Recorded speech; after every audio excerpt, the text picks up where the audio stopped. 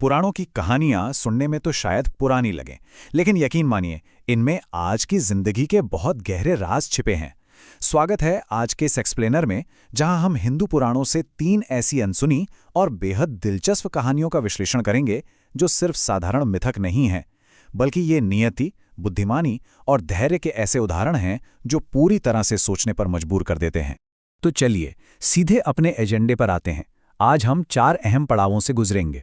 सबसे पहले बात करेंगे पुराणों से मिलने वाले ज्ञान की, फिर देखेंगे शिव जी का अटल भाग्य, उसके बाद गणेश जी की बुद्धिमानी की एक अनोखी परीक्षा, और आखिर में जानेंगे कि ब्रह्मांड के सबसे बड़े प्रतिद्वंदियों का जन्म कैसे हुआ। चलिए पहले हिस्से से शुरुआत करते हैं, पुराणों से मिलने वाला ज्ञान। देखिए, पुराणों में हमें कई ऐसी कमाल की कहानियां मिलती हैं जहां सर्वशक्तिमान देवताओं को भी अपनी किस्मत, अपनी समझ और अपने सब्र की कड़ी परीक्षा देनी पड़ी है। और दिलचस्प बात यह है कि इन प्राचीन कथाओं में आज की हमारी मॉडर्न जिंदगी के लिए भी बहुत काम के सबक मौजूद हैं। अब आते हैं हमारे दूसरे भाग पर, शिव का अटल भाग्य। ये कहानी शुरू होती है एक बहुत ही दिलचस्प दृश्य के साथ। एक दिन नारद मुनि अपना हमेशा वाला नारायण नारायण जपते हुए सीधे भगवान शिव के पास पहुंचे और उन्होंने शिव जी को एक बहुत ही गंभीर चेतावनी दी। उन्होंने कहा कि अत्यंत शक्तिशाली शनि देव बस उन्हीं की तरफ आ रहे हैं और उनकी वक्र दृष्टि बहुत जल्द शिव जी पर पड़ने वाली है। अब यह सुनकर भगवान शिव ने सोचा कि क्यों न किसी ऐसी जगह छिपा जाए जहां शनिदेव उन्हें किसी भी कीमत पर ढूंढ ही न पाएं। तो उन्होंने एक जबरदस्त प्लान बनाया। पहले दिन ही वो सीधे गंगा नदी के बर्फीले ठंडे पानी के अंदर चले गए और फिर वो अपनी सांस रोककर एक बहुत ही गहरे ध्यान में बैठ गए। और जरा सोचिए, ये कोई 1-2 दिन की बात नहीं थी। वो पूरे 7.5 साल तक पानी के नीचे उसी अवस्था में छिपे रहे। 7.5 साल बाद जब वो बाहर निकले तो उन्हें पूरा यकीन था कि चलो, शनिदेव की नजरों से तो सफलतापूर्वक बच गए। लेकिन उनकी ये खुशी ज्यादा देर टिक नहीं पाई। जब शिवजी पानी से बाहर आए तो शनिदेव वहीं खड़े थे। शिवजी ने बड़े गर्व से कहा कि देखिए, मैं छिपने में कामयाब रहा। इस पर शनिदेव बस मुस्कुराए, हाथ जोड़े और बोले, हे प्रभु, इतनी भयंकर ठंड में पानी के बिल्कुल नीचे पूरे 7.5 साल तक अपनी सांस रोककर बैठना और इतना भारी कष्ट सहना, असल में वही तो आपकी 7.5 का प्रकोप था, यानी आपके जीवन का सबसे मुश्किल और दुर्भाग्यपूर्ण समय। और बस तब भगवान शिव को एहसास हुआ कि उनसे कितनी बड़ी चूक हो गई है। तो इस कहानी का सबसे अहम सबक क्या है? यही कि नियति यानी किस्मत से कोई नहीं बच सकता। हर किसी की अपनी एक अलग और अनोखी ताकत होती है। कोई चाहे कितना भी शक्तिशाली क्यों ना हो, उसे दूसरों के प्रभाव और उनकी ताकत का सम्मान करना ही पड़ता है। जब खुद भगवान शिव अपनी तमाम शक्तियों के बावजूद शनिदेव की दृष्टि से नहीं बच पाए, तो नियति का खेल तो स्पष्ट है। अब बढ़ते हैं हमारे तीसरे हिस्से की तरफ, गणेश की बुद्धिमानी की परीक्षा। इस कहानी का सबसे जरूरी पॉइंट यह है कि ताकत हमेशा शारीरिक नहीं होती। ये बात है भगवान गणेश और उनके भाई भगवान कार्तिक के बचपन की। एक बार दोनों भाइयों के बीच इस बात पर बहुत जोरदार बहस छिड़ गई कि दोनों में से ज्यादा शक्तिशाली कौन है। कार्तिक अपनी ताकत और फुर्ती पर अड़े थे और गणेश अपनी बात पर। जब बात नहीं सुलझी तो दोनों अपने माता पिता यानी भगवान शिव और माता पार्वती के पास इस विवाद को सुलझाने पहुंच गए।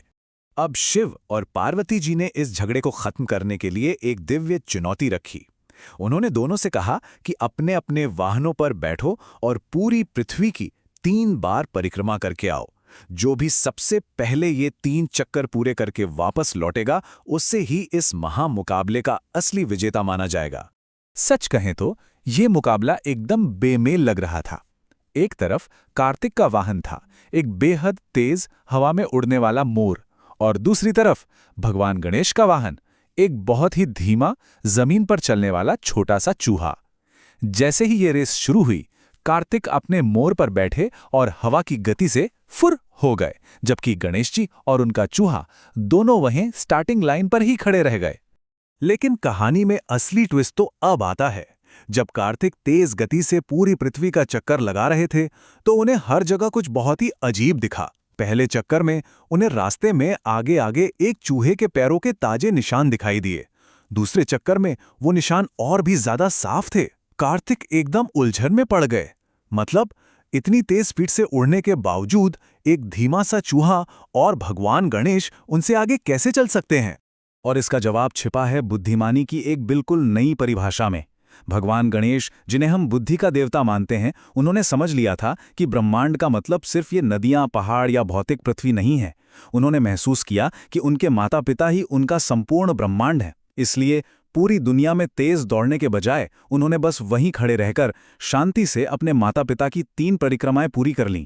जब तक कार्तिक हाफते हुए पूरी दुनिया का चक्कर लगाकर लौटे, गणेश जी पहले से ही विजेता बनकर वहां आराम से बैठे थे। ये घटना बहुत खूबसूरती से ये साबित करती है कि स्मार्ट वर्क हमेशा हार्ड वर्क से बेहतर होता है। हम जिस चीज को सबसे ज्यादा महत्व देते हैं वही हमारा असली ब्रह्मांड है।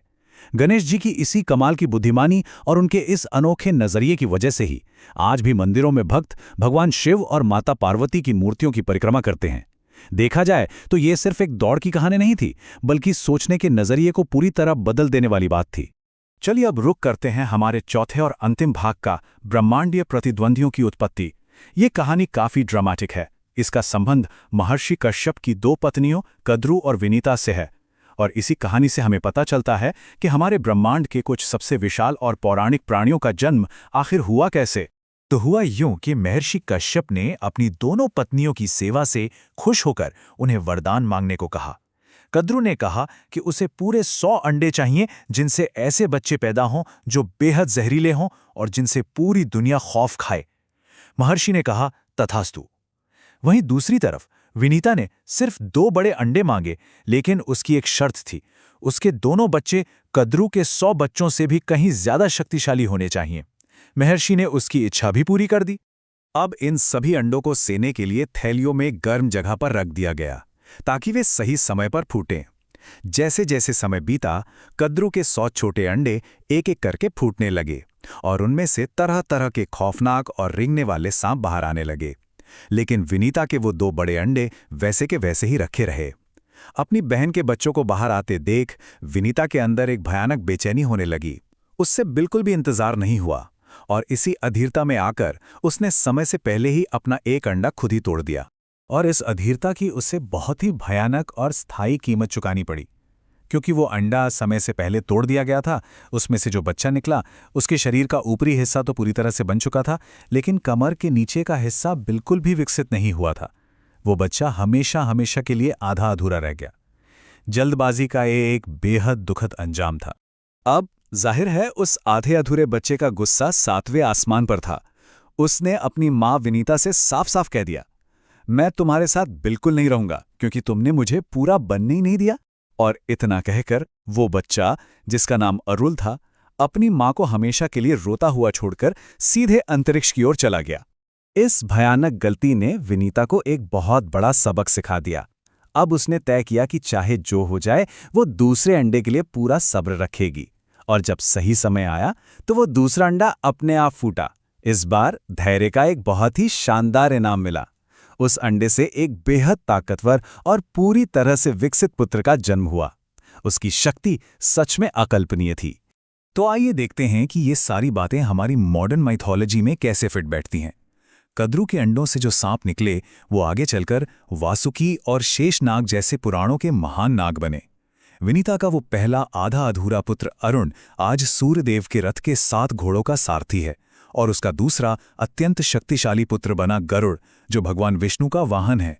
अब क्योंकि गरुड़ और सांप सौतेली बहनों के बच्चे हैं और उनके जन्म के पीछे का ये इतिहास इतना कड़वा है, इसी वजह से आज तक गरुड़ और सांपों के बीच एक कभी न खत्म होने वाली दुश्मनी मानी जाती है।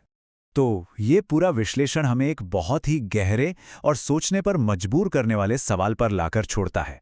अगर एक अटल नियति, बॉक्स से बाहर सोचने की बुद्धिमत्ता और चरम स्तर का धैर्य सर्वशक्तिमान देवताओं की जिंदगी को भी इतनी गहराई से प्रभावित कर सकता है, तो जरा सोचिए ये प्राचीन सबक हमारे आज के फैसलों और हमारे सोचने के तरीके को कितना बदल सकते हैं।